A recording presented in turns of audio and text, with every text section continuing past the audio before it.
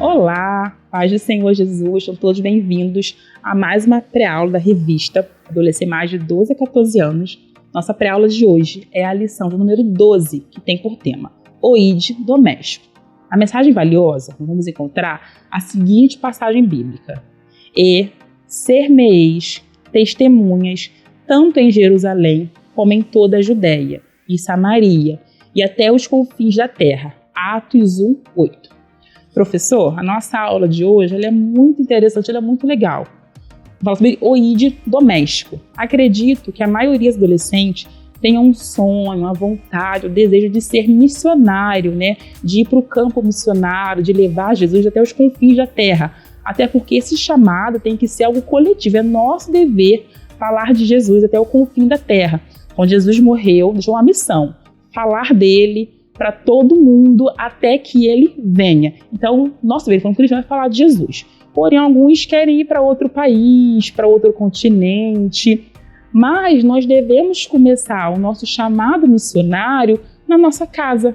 Nosso primeiro campo de missão tem que ser na nossa casa, dentro do nosso lar. Então, se por acaso alguém tiver o pai, ou a mãe, ou o tio, uma tia, que não conheça Jesus, é o nosso dever, enquanto cristão, falar de Jesus para ele, para os nossos vizinhos também, para que moram em nossa volta, porque o primeiro chamado no campo missionário é dentro do nosso lar. Então, incentive seus alunos a chamar os pais, caso não for crente, para a igreja, para vir numa apresentação, num culto, num congresso, porque a nossa primeira missão é dentro do nosso lar.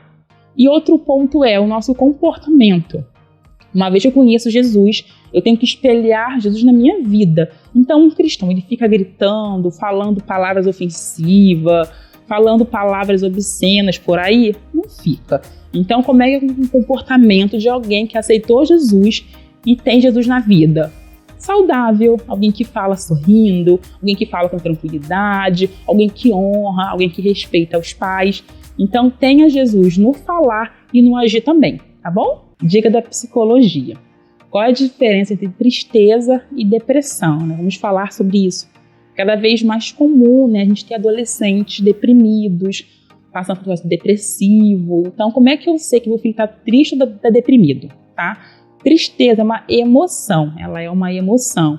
Então, para que eu tenha uma emoção, tenho que ter algum acontecimento que vai colaborar naquela emoção. Um exemplo, meu cachorrinho morreu. Então, uma emoção para aquela situação da morte do cachorro é tristeza. Então, eu fico triste, fico emotivo. Então, quando eu perco alguma coisa, tiro nota baixa na escola, né, sou repreendido, eu fico triste, porque tem a ver com a situação. Já a depressão não. A depressão é algo contínuo e ela muda o comportamento. A gente fica muito arredio, não tem motivação, tem baixa autoestima, não tem vontade de fazer nada. Vamos sair? Não quero, e muda, fisionomia, jeito de pensar muda, fica com muita raiva muitas das vezes, e ela demora um tempo, porque a tristeza, ela é assim, perdi alguém aqui, uma semana, vou melhorando, gradativamente vou melhorando.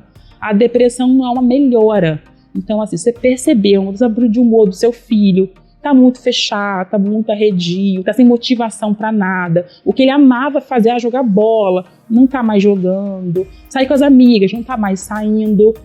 Sabe? Tá olhando alguma coisa assim? Procura ajuda, intervenção médica, tá bom?